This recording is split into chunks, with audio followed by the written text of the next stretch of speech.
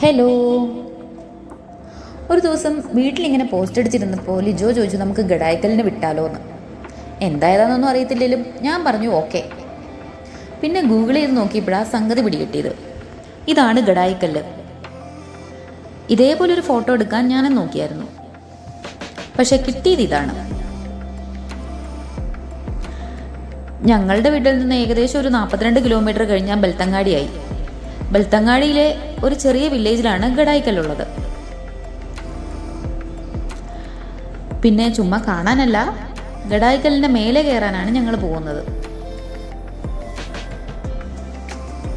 ഈ സംഭവ സ്ഥലത്തിനടുത്ത് വേറെ ഷോപ്പുകളും കാര്യങ്ങളൊന്നും ഇല്ലയെന്ന് പറഞ്ഞുകൊണ്ട് ഞങ്ങൾ വഴി നിർത്തി കുറച്ച് വെള്ളമൊക്കെ മേടിച്ചിട്ടായിരുന്നു പോയത്.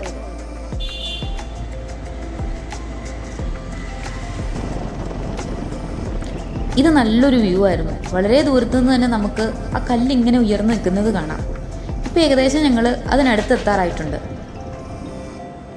ഇനി താഴെ ചെന്ന് നമ്മൾ ടിക്കറ്റ് എടുക്കണം. കൂടാതെ നമ്മുടെ കയ്യിൽ എന്തെങ്കിലും പ്ലാസ്റ്റിക് ബോട്ടിലൊക്കെ ഉണ്ടെങ്കിൽ അതും കൂടെ അവിടെ ഒന്ന് കാണിച്ചിട്ട് വേണം മേലോട്ട് കയറിപ്പോകാൻ. ഈ കല്ലിൻ്റെ ചോട്ടിലെത്താൻ വേണ്ടി നമ്മൾ ഒരുപാട് നടക്കാനുണ്ട്. ഞങ്ങൾ വരുമ്പോൾ കുറച്ച് ആളുകൾ കയറി പോകുന്നുണ്ടായിരുന്നു. ലിജോ മുന്നേ നടക്കുന്നു. അതിനിടയ്ക്ക് ഞാൻ കുറച്ച് ഫോട്ടോസൊക്കെ എടുക്കാൻ വേണ്ടി ലിജോട് പറഞ്ഞു. എനിക്ക് കുറച്ച് ഫോട്ടോസൊക്കെ എടുത്ത് തന്നായിരുന്നു. ഇപ്പം നല്ല ആവേശമാണ്.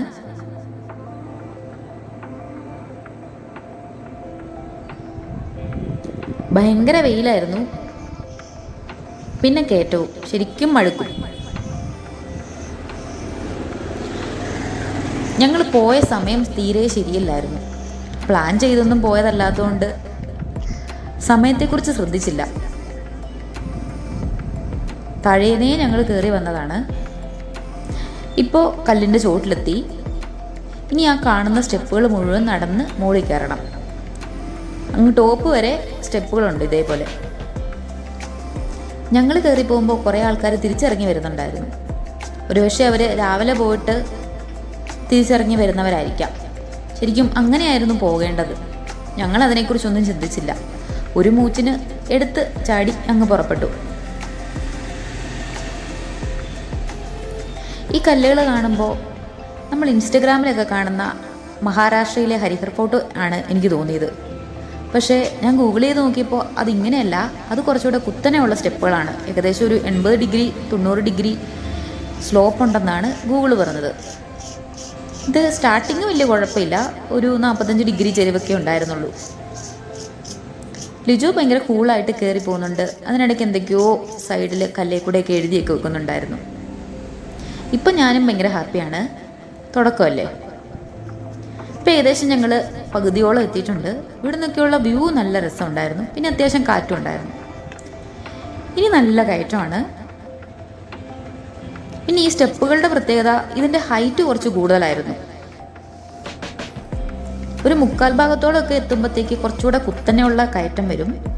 അപ്പോൾ നമ്മൾ സ്ട്രെയിറ്റ് ആയിട്ട് നിന്നിട്ട് ജസ്റ്റ് ഒന്ന് കുനിഞ്ഞു കഴിഞ്ഞിട്ടുണ്ടെങ്കിൽ നമുക്ക് മുമ്പിലത്തെ സ്റ്റെപ്പിൽ തൊടാൻ പറ്റും. അതായത് നമുക്ക് പിടിച്ചു പിടിച്ച് വേണമെങ്കിൽ കയറാം. അല്ല, അങ്ങനെ കയറാൻ പറ്റത്തുള്ളൂ. അത് കയറിയപ്പോഴാണ് എനിക്ക് നല്ല ടെൻഷനായത്. തിരിച്ചെങ്ങനെ ഇറങ്ങി വരും? എങ്ങനെയും കയറിപ്പോകാം, തിരിച്ചെങ്ങനെ ഇറങ്ങി വരും എന്നുള്ള ടെൻഷനായിരുന്നു എനിക്ക്. കാരണം യാതൊരു സേഫ്റ്റിയും ഇല്ല. നമ്മൾ വീഴാൻ തുടങ്ങിയാൽ തന്നെ എവിടെയും പിടിച്ച് നിൽക്കാനൊന്നും പറ്റത്തൊന്നുമില്ല. ഇതിലേ കൂടെയാണ് ഞങ്ങൾ കയറി വന്നത്. ഇതെന്താപ്പാ, അത് വെയിലും മഴയാണോ എന്ന് ചിന്തിക്കരുതേ. മഴക്കാലത്തെ ഇതിൻ്റെ ഒരു ഭീകരത മനസ്സിലാക്കാൻ വേണ്ടി ലിജോയുടെ ഫ്രണ്ട്സ് പോയപ്പോഴത്തെ ഒരു വീഡിയോ ആണിത്. അവരൊക്കെ പിടിച്ച് ഇറങ്ങി പോകുന്നത്. ജസ്റ്റ് ഒന്ന് സ്ലിപ്പായാൽ മതി, എല്ലാവരും കൂടെ താഴെ കിടക്കും.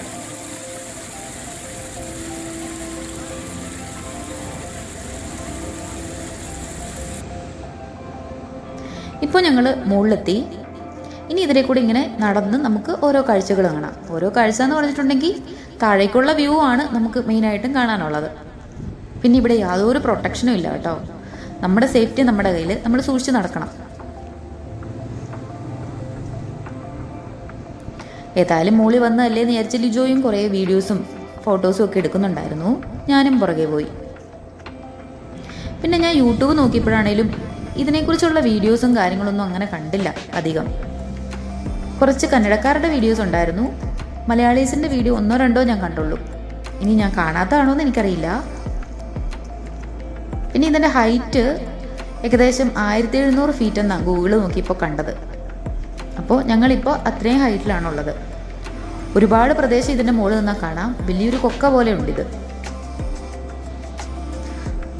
പിന്നെ എൻ്റെ തലയും ഫുൾ ഫിഗറും ഒന്നും എവിടെയും വന്നില്ല എന്നും പറഞ്ഞ് ഞാൻ ലിജോനെ കൊണ്ട് കുറച്ച് വീഡിയോസ് എടുപ്പിച്ചു. എന്തൊക്കെയോ കോപ്രാൻ്റെ അവിടെ നിന്ന് കാണിച്ചു. പിന്നെ കുറേ ഫോട്ടോസും എടുപ്പിച്ചു. നമ്മൾ ഇവിടെ വന്നതെന്നുള്ളതിന് ഒരു തെളിവാണല്ലോ.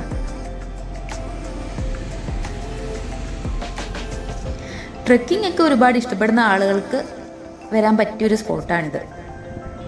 എനിക്കിഷ്ടപ്പെട്ടോ എന്ന് ചോദിച്ചാൽ കുഴപ്പമില്ലായിരുന്നു. പക്ഷെ മടുത്തതുകൊണ്ടുള്ളൊരു ബുദ്ധിമുട്ടേ ഉണ്ടായിരുന്നുള്ളൂ. പിന്നെ ഒരുപാട് ഫ്രണ്ട്സും കാര്യങ്ങളൊക്കെ ആയിട്ട് വരുവാണെങ്കിൽ കുറച്ചുകൂടെ എൻജോയ് ചെയ്യാൻ തോന്നുന്നു. കുറച്ച് രാവിലെയും വരണം. ഇത് ഞങ്ങൾ നട്ടുച്ചയ്ക്ക് വന്ന് ഓടിക്കേറി കുറച്ചു നേരം അവിടെ വന്ന് റെസ്റ്റ് എടുത്ത് പെട്ടെന്ന് ഇറങ്ങി. ഒരു ഓട്ടപ്പാച്ചിലായിരുന്നു. അതുകൊണ്ട് എനിക്ക് അത്രയങ്ങ് ഇഷ്ടപ്പെട്ടില്ല. എങ്കിലും ഒരു എക്സ്പീരിയൻസ് ആയിരുന്നു. വലിയൊരു കൊക്ക പോലെ ഉണ്ട് ഇത് കാണാനായിട്ട്. ഞങ്ങൾ അധിക നേരം മുകളിൽ നിന്നില്ല. ഭയങ്കര വെയിലുമായിരുന്നു. പിന്നെ ഉച്ച സമയം ആയതുകൊണ്ട് വിശക്കാനും തുടങ്ങിയായിരുന്നു. മുകളിൽ കയറിയപ്പോഴത്തേക്ക് എൻ്റെ ഒരു 2 കിലോ കുറഞ്ഞതുപോലെ എനിക്ക് ഫീൽ ചെയ്തു. നമ്മൾ ഇറങ്ങി പോകുമ്പോൾ ഭയങ്കരമായിട്ട് ശ്രദ്ധിക്കണം. കുത്തനെയുള്ള ഇറക്കമാണിനി. ഒന്ന് കാല് സ്ലിപ്പായിട്ടുണ്ടെങ്കിൽ ഉരുണ്ട് താഴെ എത്തും.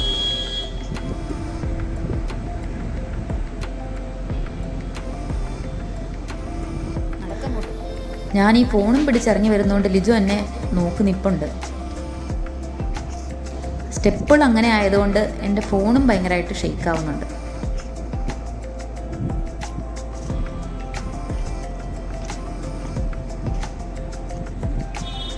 കുറച്ച് ആളുകൾ കയറി വരുന്നതെന്ന് തോന്നുന്നു. അവരെ വന്നിരുന്ന് റെസ്റ്റ് എടുക്കുന്നുണ്ട്. വെയിലും പാറയുടെ ചൂടും എല്ലാം കൂടെ ശരിക്കും എന്നെ മടുപ്പിച്ചായിരുന്നു. എങ്കിലും കുഴപ്പമില്ല, ഇങ്ങനൊരു സ്ഥലത്ത് വരാൻ പറ്റിയല്ലോ.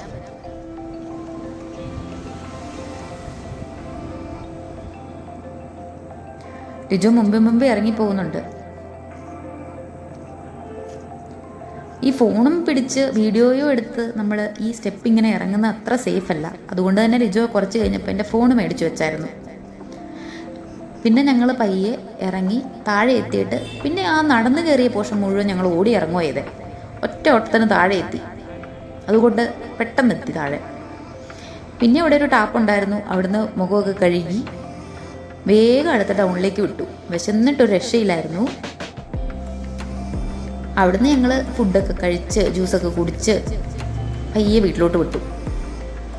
അപ്പോൾ അത്രേ ഉള്ളൂ. Thank you.